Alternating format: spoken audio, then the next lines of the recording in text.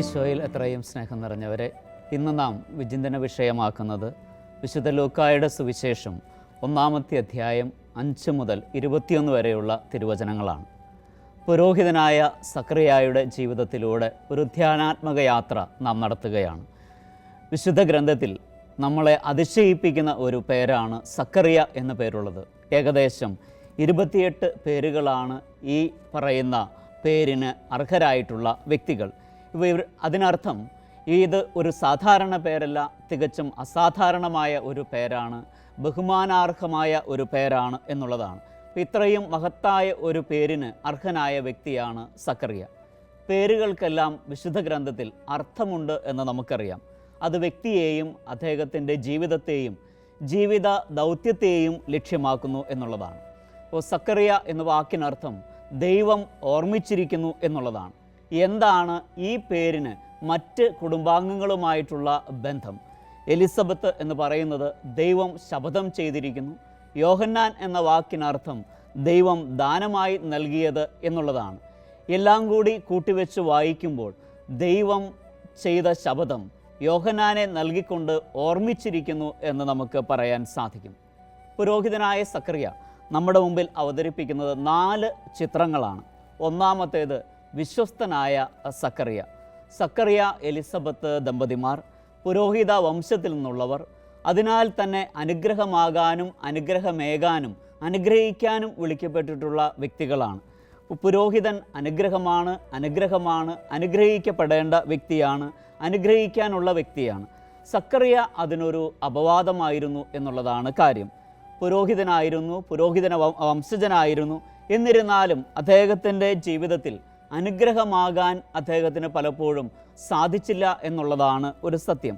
അപ്പോൾ ദൈവം പറഞ്ഞ കാര്യങ്ങളെല്ലാം വളരെ കൃത്യമായി അനുഷ്ഠിച്ചിരുന്നു എങ്കിലും തിരുവചനം പറയുന്നു, അവർ ദൈവസന്നിധിയിൽ നീതിനിഷ്ഠരും കുറ്റമറ്റവരും നിഷ്കളങ്കരുമായിരുന്നു എന്ന്. അപ്പം അതിനർത്ഥം എല്ലാ കാര്യങ്ങളും അങ്ങേയറ്റം ആത്മാർത്ഥയോടെ ചെയ്തിരുന്നു.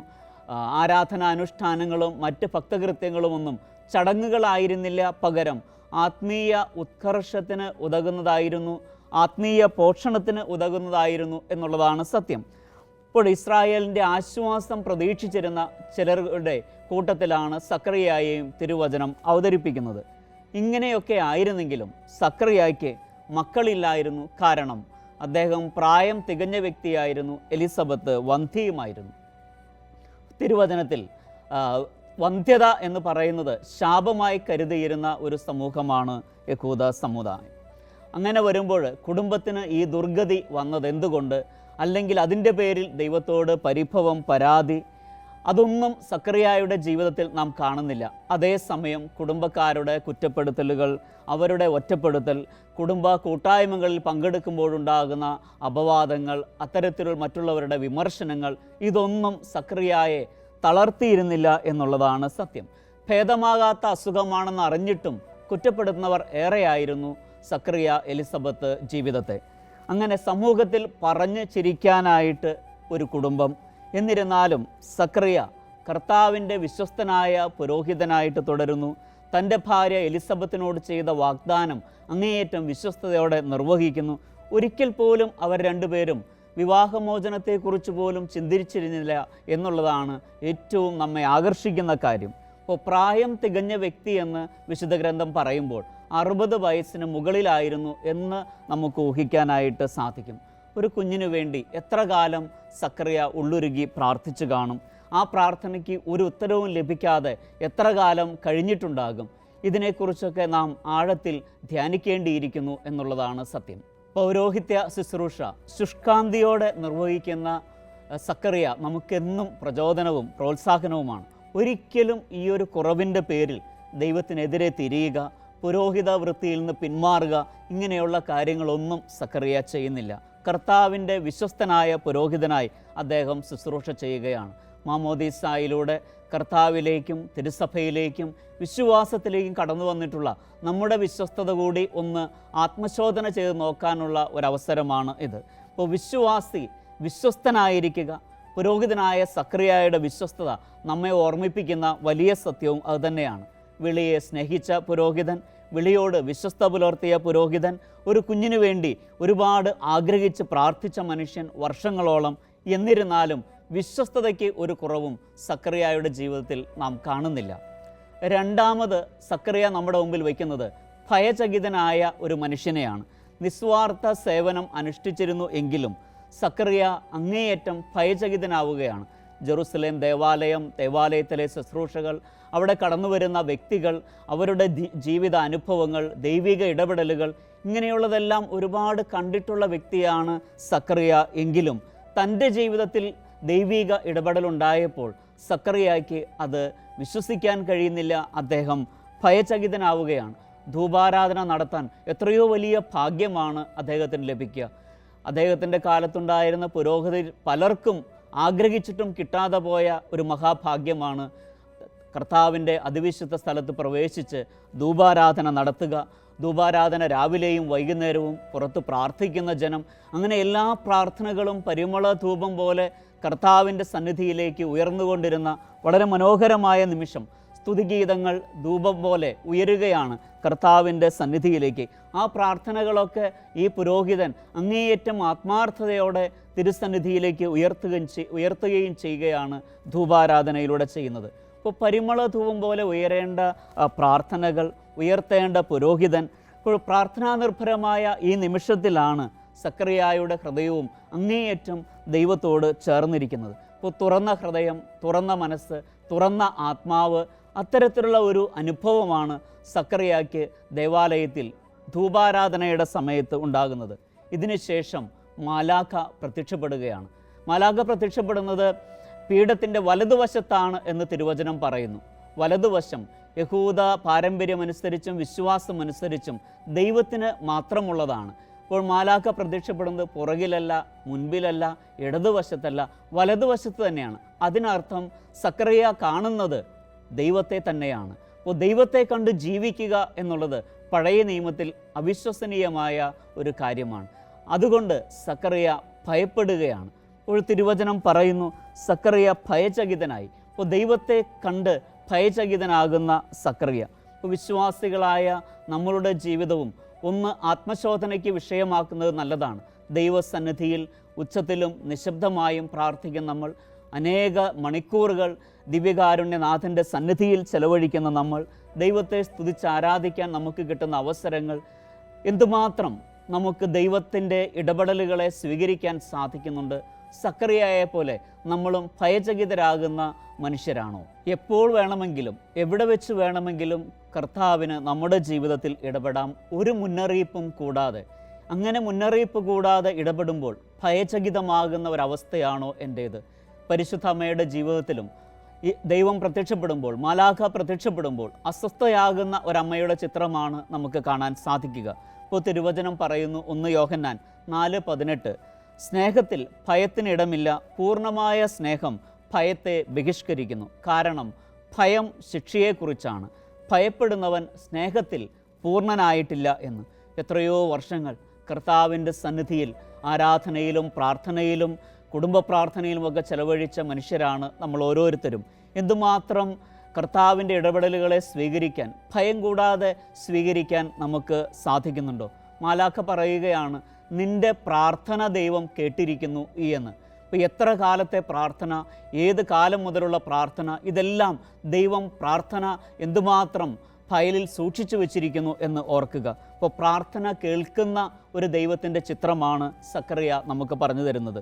ഏത് പ്രാർത്ഥനയാണ് കേട്ടതെന്ന് പറയുന്നില്ല, പകരം നിൻ്റെ പ്രാർത്ഥന കേട്ടിരിക്കുന്നു.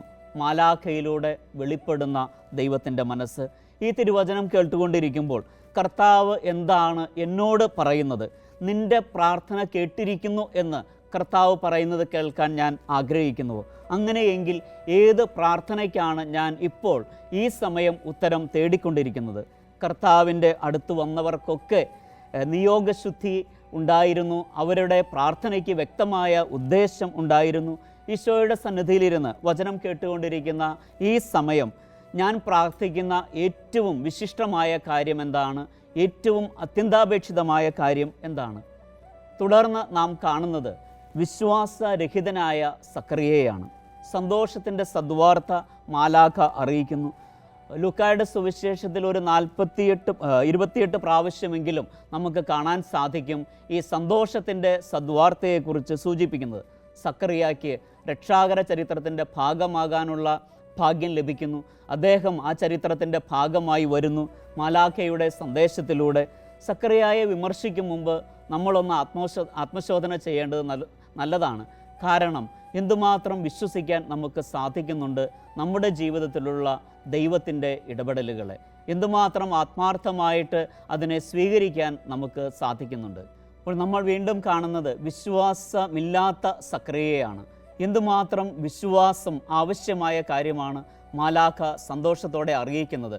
ലൂക്കായുടെ സുവിശേഷത്തിൽ 10 പ്രാവശ്യത്തിൽ കൂടുതൽ സന്തോഷത്തിൻ്റെ സദ്വാർത്ത എന്ന പ്രയോഗം നമുക്ക് കാണാനായിട്ട് സാധിക്കും. അദ്ദേഹം നോക്കുന്നത് മാനുഷികമായ ബലഹീനതകളിലേക്കും പോരായ്മകളിലേക്കുമാണ്. അതുകൊണ്ട് തന്നെയാണ് സക്കറിയായ്ക്ക് വിശ്വസിക്കാൻ കഴിയാതെ പോയത്. ഇപ്പോൾ തിരുവചനം പറയുന്നു, ദൈവത്തിൽ നിന്ന് ജനിച്ച ഏവനും ലോകത്തെ കീഴടക്കുന്നു. ലോകത്തിന്മേലുള്ള വിജയം ഇതാണ് നമ്മുടെ വിശ്വാസം. യേശു ദൈവപുത്രനാണെന്ന് വിശ്വസിക്കുന്നവനല്ലാതെ മറ്റാരാണ് ലോകത്തെ ജയിക്കുക? 1 യോഹന്നാൻ 5:4. ലോകത്തെ ജയിക്കത്തക്ക വിധത്തിലുള്ള വിശ്വാസം ആർജിക്കേണ്ട വ്യക്തികളാണ് നമ്മൾ ഓരോരുത്തരും. അവസാനമായി സക്കറിയ സംപ്രീതനായ മനുഷ്യനാണ്. തിരുവചനം അവിശ്വസിച്ചപ്പോഴും കർത്താവ് ശിക്ഷണം നൽകിയപ്പോഴും അതിനെയെല്ലാം സ്നേഹപൂർവ്വം ഒരു പരാതിയും കൂടാതെ ആ മനുഷ്യൻ സ്വീകരിക്കുകയാണ്. പിന്നീട് ആംഗ്യഭാഷ സംസാരിക്കാൻ അദ്ദേഹം ശീലിക്കുന്നു. എന്തുമാത്രം വേഗത്തിലായിരിക്കും അദ്ദേഹം തൻ്റെ ഭാര്യയുടെ അടുത്തേക്ക് പോയിട്ടുണ്ടാകുക. കുതിരപ്പുറത്ത് പോയോ കഴുതപ്പുറത്ത് പോയോ നടന്നു പോയോ ഇങ്ങനെയുള്ളതൊന്നും തിരുവചനം പറയുന്നില്ല.